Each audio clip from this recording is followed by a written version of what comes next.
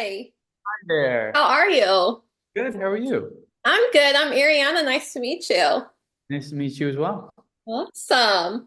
So, how did you get into musical theater? Well, let's see. I always loved musical theater when I was a kid. I remember loving the sound of music. I used to listen to the soundtrack all the time. And I got into music, and I was a big choir nerd in middle school, high school, and then went to college for music, but still hadn't been in a musical. And I had my first experience in college doing Spring Awakening. It's the first musical I had been in. Um, and then I kind of like caught a mini bug for musical theater. And then I kind of kept doing the vocal performance thing. I did opera. I sung in the Army chorus for 4 years. And then I sort of decided that I had to scratch the itch and pursue musical theater. So I moved to New York and did that whole thing, and now here I am. So, being a triple threat, what would you say is your favorite thing? Singing, dancing, or acting? Well, to clarify, I would not call myself a triple threat. I'm not a trained dancer at all. I think I'm a solid mover. I have a sense of rhythm and like bodily awareness, but um I would say that my love is maybe more deeply in singing because that's sort of how I started and got into it. But as I've kind of gone along in the business, I've really come to love the acting side of it too, just the depth of diving into a character and being vulnerable on stage in a, such a different way than when it's set to music. The sort of the raw aspect of being an actor is really fun and has been a great challenge as well. So Yeah. How would you say that you relate to Christian other than the name, which I feel like probably helps because, like, when they call his name, it's probably like a natural, like, oh, hey, it's me. right, exactly. Yeah, the name, I mean, I'm also a songwriter. It's so funny, it's very meta because I am currently writing a musical. And in the musical Moulin Rouge, Christian is writing a musical. It's very strange. So there's that element, the name and the vocation, but also the romanticism. I grew up, I was very, hopeless romantic, kind of a teenager, loved love. I love the movie Moulin Rouge. Um, so I think there's that sort of sensitive soul, the pursuit of, truth, beauty, freedom, and love from the show. So that I feel like it's really such a perfect fit for me, the character. What's also so meta, and it's such a small moment, but I saw the musical with my mom and I looked over to her. I'm like, what are the odds? In the musical, Christian says he's from Lima, Ohio, which is a very small town in Ohio, which actually is where my mom was born and where my Oh, grandparents are from, and so on and so forth. So it's just like, what is going crazy. on? Yes, Yeah. And I'm not from Lima, Ohio, but yes. yeah, that's It's crazy. a very odd place. What are the odds? Yeah. Yeah. Where would you say you differ from Christian? Um, I would say I'm a little bit less starry-eyed and naive, at least thinking about like Act One Christian. He's pretty blindly like love conquers all you need is love, which I like. I do believe that, but it's maybe a little bit more I suppose I have a bit more of a worldly view of love than so much the rom-com type view of love that I think Christian at the beginning of the show has.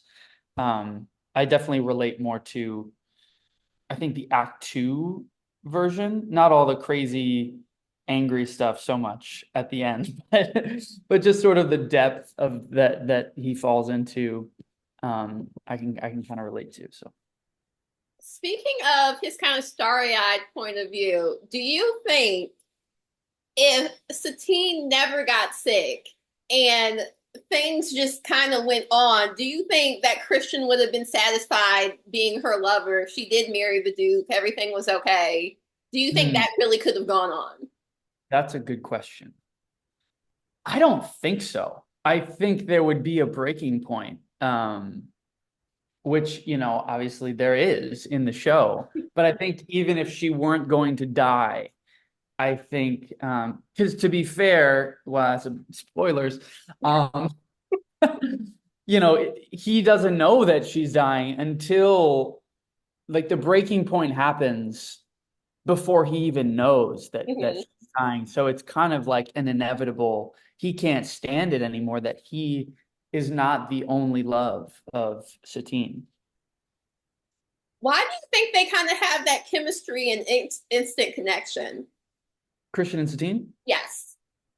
Um, I think for Christian, it's like it's all wrapped up in this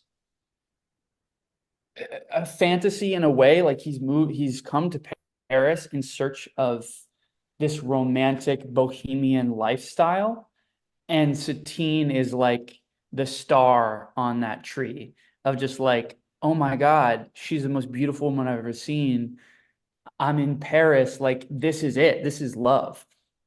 Um, and for Satine, I think his, bright-eyed sort of naivete is such a welcome change of pace. His vulnerability, his sincerity, when she's been kind of working in the underground clubs all her life, like it's this kind of yin and yang sort of meet, and they're like magnets, because they're representing something that they haven't ever seen before in their lives. Yeah. What is your favorite number in the musical? I have a couple, and it sort of changes depending on the day. I always do love singing "Come What May," though. Um, it's such a it's such a dropped in, sincere moment, I think, for both of them, that it's like a commitment to their love. And also musically, it's just so beautiful. And the lyrics are so simple, but so impactful. Come what may, I'll love you till my dying day. It's just like, I always love that moment in the show. And for me as an actor, it feels like I can really just like feel my feet on the ground and sing the song, which is nice because act one is kind of crazy. And then everything after Come What May in act two also gets a little crazy with Roxanne and, rolling in the deep and all these. So it's a nice kind of calm before the storm in a way. Yeah. If you could add a song for Christian, what song would you add? Oh, I don't know. I haven't actually got that question somewhat recently. I didn't have an answer. I think I might still not have an answer because he sings so many songs in Mhm. the show as it is. I'll have to I'll have to get back to you on that. I think for now it covers the perfect gamut of Yeah. songs, the love songs, the maybe like the more tongue-in-cheek moments, the sincere moments, the intense moments of Roxanne. Like I guess I genuinely wouldn't add one. Okay. Okay. Is there something that you like to do in each city? Because you guys are traveling all the time. Is there something that you kind of like to do in every city that you're in? Yeah, I mean, I kind of live a bit of a hermit lifestyle, because the show is just really intense. The role is intense and demanding physically, emotionally, all vocally. Um, but I do like to just kind of get out, walk around, explore. I love coffee and I love, sort of specialty coffee shops. So I always try to find my spot in every city. Um, any parks, getting outside, being in nature is always really grounding. Basically, anything that feels kind of calming and grounding for me is really my go-to because I'm so displaced, every 2 weeks traveling. And so, Do you? I've talked to a lot of touring Broadway people. Is there something? And I know you only have like this one suitcase thing, which as an odor packer is like a nightmare to me. Oh, shoot. the two suitcase. Yeah. So yeah, I still get stuff. Is there an essential that you always like to bring with you that is not the typical thing? Well, I carry with me basically a mobile recording studio and a keyboard that I'm actually looking at right now. I have a microphone and I write and record music on the road, as well as the musical that I'm working on. So I have like all of these little gadgets with me that is probably not the norm. Do you mind sharing about this musical that you're writing about? Yeah, I'll just say it's called The Sound. It's getting a reading in New York actually in a few months. So during our layoff, I'm going to New York and workshopping that, performing at the Museum of Jewish Heritage at Safra Hall. Um, but yeah, it's been sort of an ongoing project. I'm collaborating with two playwrights in New York, Charlotte Cohn and Jason Williams. And yeah, it's been a fun project to work on. Um, Definitely nice to wear a totally different hat and be kind of on the other side of the table. So Yeah. Uh, Moulin Rouge is it's kind of like there's the four pillars that they talk about, and especially at the end of the musical. Which one do you kind of resonate more and you find most important? hmm. Beauty, freedom, love. I mean, I feel like they're all very interconnected in a way. Um, you know, like